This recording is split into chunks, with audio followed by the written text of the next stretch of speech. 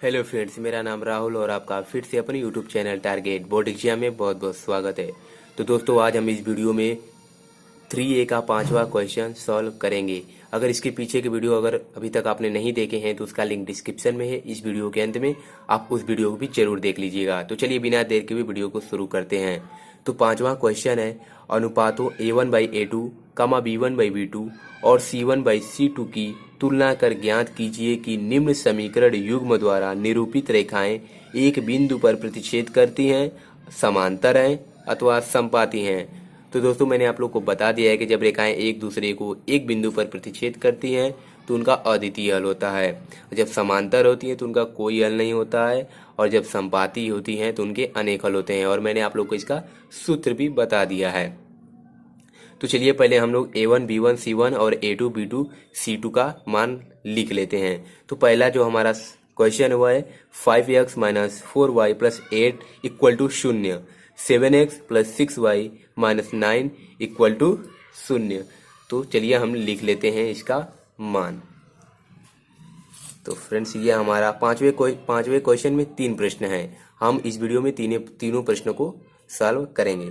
तो पहला जो हमारा क्वेश्चन है वह है 5x - 4y + 8 = 0, और दूसरा है 7x + 6y - 9 = 0।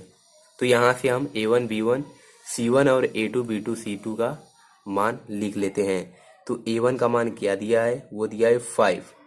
देखिए दोस्तों, ये जो पहला समीकरण होता है इसमें A1B1 C1 होता है और दूसरे में A2B2 और C2 होता है।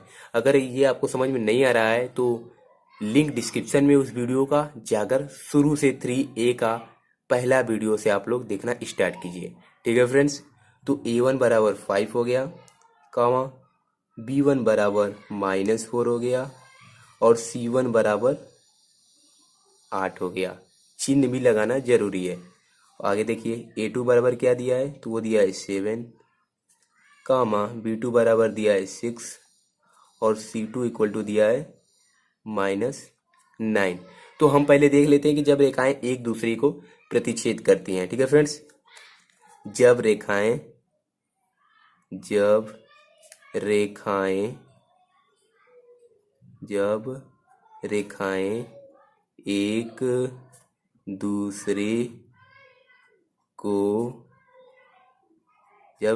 एक दूसरे को प्रतिच्छेद करती हैं। ठीक है फ्रेंड्स, जब रेखाएं एक दूसरे को प्रतिच्छेद करती हैं तो सूत्र कौन सा लगता है, वो अद्वितीय हल का सूत्र लगता है। तो आप लोग को पता होगा कि अद्वितीय हल का सूत्र क्या होता है। तो वो होता है फ्रेंड्स A1/A2 = 0। ठीक है फ्रेंड्स, = B1/B2। इसका मतलब होता है कि ये दोनों बराबर नहीं होने चाहिए। अगर बराबर हो जाते हैं तो रेखाएं एक दूसरे को प्रतिच्छेद नहीं करेंगी। तो हम दूसरा सूत्र लगाएंगे समांतर का।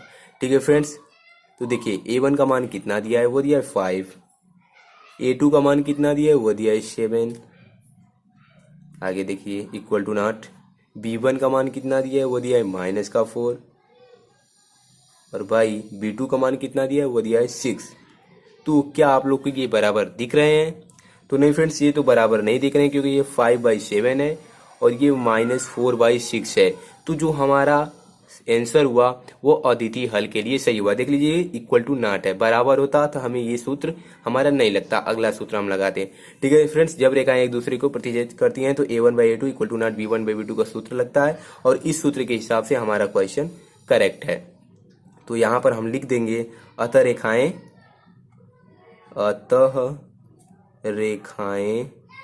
ठीक है फ्रेंड्स, अतः रेखाएं एक दूसरे को प्रतिच्छेद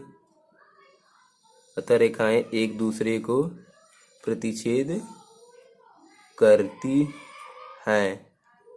तो पहला क्वेश्चन हमने सॉल्व कर चुका है। तो चलिए अगले क्वेश्चन को सॉल्व करते हैं।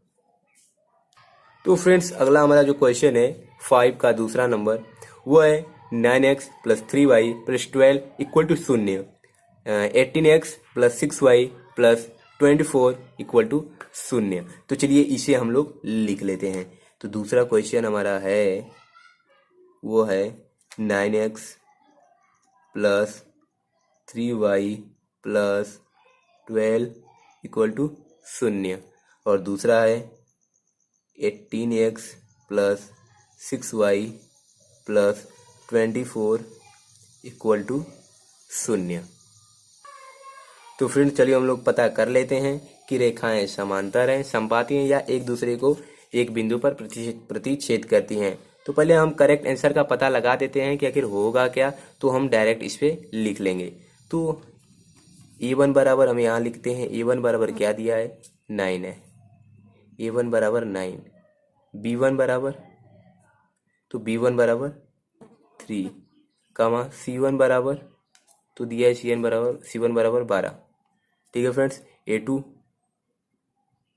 18, b2 बराबर दिया है 6 और c2 बराबर दिया है 24।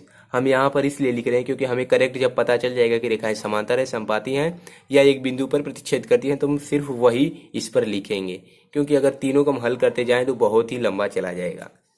तो यहाँ पर चलिए हम लोग पहले पता कर लेते हैं। तो पहले हम प्रतिच्छेद वाला पता करते हैं, तो वो होता है a1/a2 equal to not b1 by b2, यही होता है। तो मान रखते हैं a1 का मान दिया है 9 बाई a1 का मान 9, a2 का मान 18 इक्वल टू नॉट b1 का मान दिया है 3 और b2 का मान दिया है 6। तो इसे काटेंगे, 9 एकम 9, 9 दूनी 18, 3 एकम 3, 3 दूना 6, तो ये आ जाएगा 1/2 इक्वल टू नॉट 1/2। क्या ये सही है? तो नहीं दोस्तों, ये सही नहीं है, क्योंकि इक्वल टू नॉट होना चाहिए, बराबर नहीं होना चाहिए, हमारा बराबर आ गया। अतः रेखाएं एक दूसरे को प्रतिच्छेद नहीं करेंगी। तो चलिए अब हम लोग समपाती के लिए सूत्र लगाते हैं। तो समपाती का मतलब होता है अनेकल, तो उसका सूत्र होता है a1/a2 बराबर b1/b2 बराबर c1/c2। तो यह समपाती के लिए होता है। तो a1/a2 का मान कितना था 9/18 बराबर b1/b2 का मान कितना था 3/6 और बराबर c1/c2 देख लेते हैं, तो वह 12/24। यहाँ पर लिख देते हैं 12/24। तो यहाँ से काटेंगे तो 1/2 मिलेगा, यहाँ से भी 1/2 मिलेगा और यहाँ से भी 1/2 मिलेगा। तो 1/2 बराबर 1/2 बराबर 1/2। तो क्या ये हमारा करेक्ट आंसर है? तो हाँ दोस्तों, ये करेक्ट है, क्योंकि तीनों आपस में बराबर हैं और समपाती के लिए यही फार्मूला होता है कि a1 का अनुपात b1 का अनुपात और c1 का अनुपात आपस में बराबर होना चाहिए था। मतलब हमारा जो आंसर है वो समपाती के लिए करेक्ट है। तो चलिए हम यहाँ पर लिख लेते हैं। तो यहाँ पर लिखेंगे कि जब रेखाएं समपाती हों, जब रेखाएं, पहले ये सॉरी दोस्तों, यहाँ पर पहले लिख लेते हैं मान इसका। a1 का मान दिया है 9, b1 का मान दिया है 3 और c1 का मान दिया है 12, a2 का मान दिया है 18 और b2 का मान दिया है 6 और c2 का मान दिया है 24। तो यहाँ से हम लोग सूत्र को लिख लेते हैं। तो यहाँ से हो जाएगा जब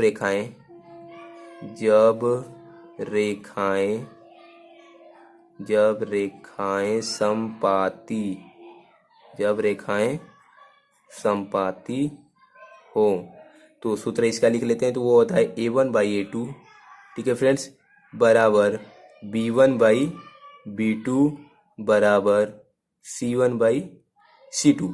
तो a1/a2 9/18 बराबर b1/b2 3/6 और बराबर c1/c2, तो 12/24 यही मिलेगा। तो यहाँ पर देखिए 9 एकम 9, 9 दूना 18, 3 एकम 3, 3 दूना 6, 12 एकम 12, 12 दूना 24, तो मिला हमें 1/2 बराबर 1/2 बराबर 1/2। यही हमारा आंसर हुआ। तो अतः हम लोग लिख सकते हैं कि अतः रेखाएं समपाती हैं। तो यहाँ पर लिख लेंगे अतः रेखाएं, संपाती का मतलब जानते हैं? संपाती का मतलब जब दो रेखाएं एक ही पर हो, बताते हैं अभी। अतः रेखाएं संपाती हैं।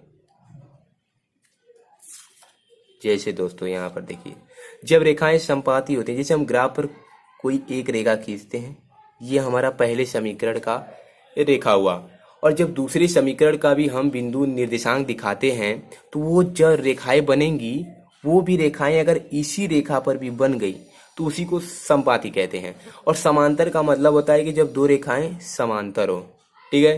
संपाती का मतलब जब दो रेखाएं एक ही पर हों, और समांतर का मतलब कि जब दो रेखाएं आपस में समांतर हो। समांतर का मतलब कि वह एक दूसरे को प्रतिच्छेद न करें। और अद्वितीय हल के लिए जो रेखाएं बनती हैं वो एक दूसरे को किसी एक बिंदु पर प्रतिच्छेद करती हैं, तो उनका जो हल होता है अद्वितीय हल। और संपाती के लिए जो हल होता है, संपाती के लिए जो हल होता है वो होता है अनेक हल, अनेक हल। और जब समांतर दोनों रेखाएं रहती हैं तो उनके लिए होता है कोई हल नहीं, उनका कोई हल नहीं होता है, कोई हल नहीं। और जब रेखाएं एक दूसरे को प्रतिच्छेद करती हैं तो उनका जो हल होता है वो होता है अद्वितीय, अद्वितीय हल। ठीक है फ्रेंड्स, आप लोग को समझ में आ गया होगा। तो हम लोगों ने 2 क्वेश्चन तो सॉल्व कर चुके हैं, तो चलिए तीसरे क्वेश्चन को भी सॉल्व कर लेते हैं।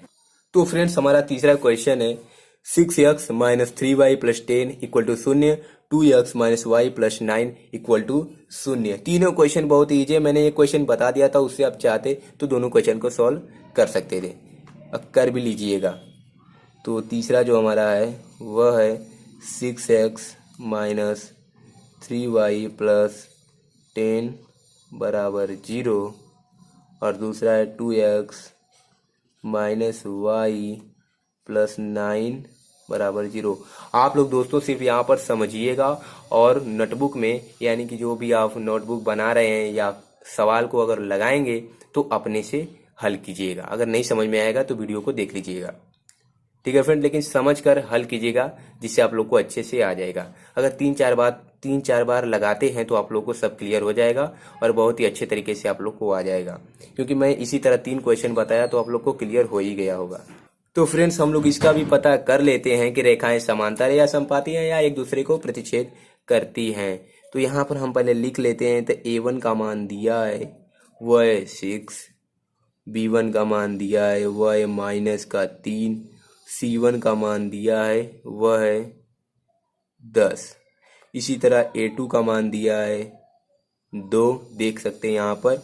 अब यहाँ पर दोस्तों आप लोग सोच रहे होंगे कि B2 का तो मान दिया ही नहीं है, लेकिन फ्रेंड्स जब भी कोई चर राशि रहती है और उसके साथ कोई अचर राशि गुणांक में नहीं होता है तो हम उसे 1 मानते हैं, तो 1 तो मान लेंगे। लेकिन यहाँ पर देखिए इसके आगे माइनस भी है तो ये -1 हो जाएगा।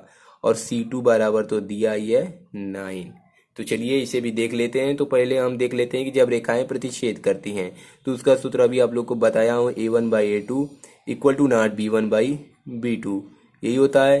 तो A1 का मान क्या दिया है, वो दिया है 6, A2 का मान दिया है 2 इक्वल टू नॉट, B1 का मान दिया है -3 और B2 का मान दिया है -1। तो यहाँ से तो माइनस माइनस कैंसिल हो जाएगा, और यहाँ से काटते हैं तो 2 1 कम 2 और 2 3 6। तो यहाँ से हम लिख सकते हैं 3 बराबर 3। तो रेखाएं तो बराबर, मतलब जो इसका हल है वो तो बराबर हो गया, लेकिन यहाँ पर इक्वल टू नॉट होना चाहिए, अतः रेखाएं एक दूसरे को प्रतिच्छेद नहीं करेंगी। तो अब चलिए देख लेते हैं समांतर के लिए, समांतर के लिए, समांतर के लिए, ठीक है फ्रेंड्स। तो समांतर के लिए सूत्र क्या होता है, इसका जो हमें हल होता है कोई हल नहीं होता है, तो सूत्र होता है A1/A2 बराबर B1/B2 equal to not C1/C2। यानी ये दोनों तो बराबर रहते हैं और C1/C2 का जो अनुपात होता है वो बराबर नहीं रहता है। तो A1/A2 6/2 बराबर B1/B2 -3/-1, अभी हम लोग देख चुके हैं, -3/-1, और C1/C2 यानी कि 10/9, यही होगा। तो यहाँ से तो माइनस माइनस कैंसिल हो जाएगा, यहाँ से भी काटेंगे तो 2 1 कम 2 और 2 3 6। तो यहाँ से तो हमें मिल गया 3 बराबर 3 और इक्वल टू नॉट मिला 10/9। तो हमारा जो समांतर के लिए हम जो लगाए हैं वो हमारा सही है, क्योंकि ये दोनों तो बराबर हैं, A1 और B1 का अनुपात, लेकिन C1 का अनुपात बराबर नहीं है। यही सूत्र यहाँ पर लगेगा समांतर के लिए। तो आप लोग लिखिए यहाँ पर कि जब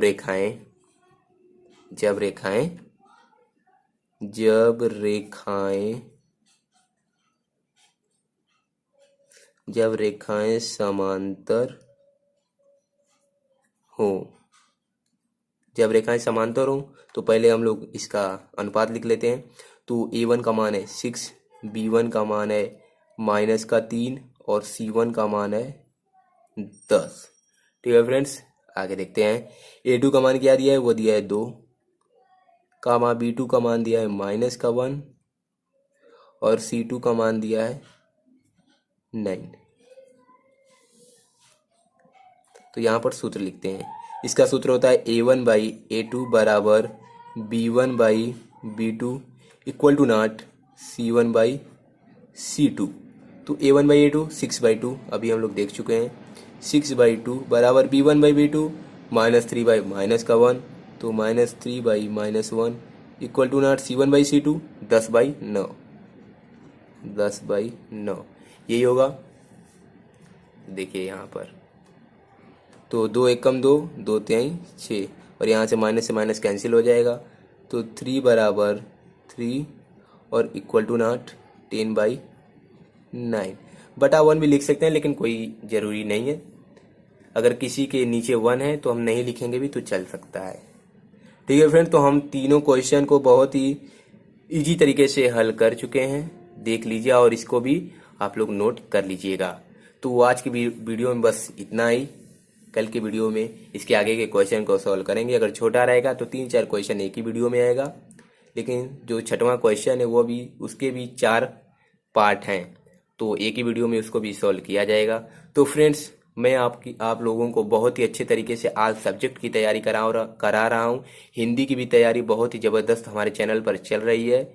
जाइए, प्लेलिस्ट में वीडियो बना हुआ है हिंदी का और देख लीजिए।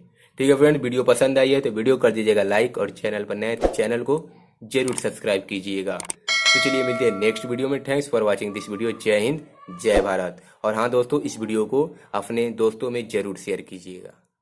धन्यवाद।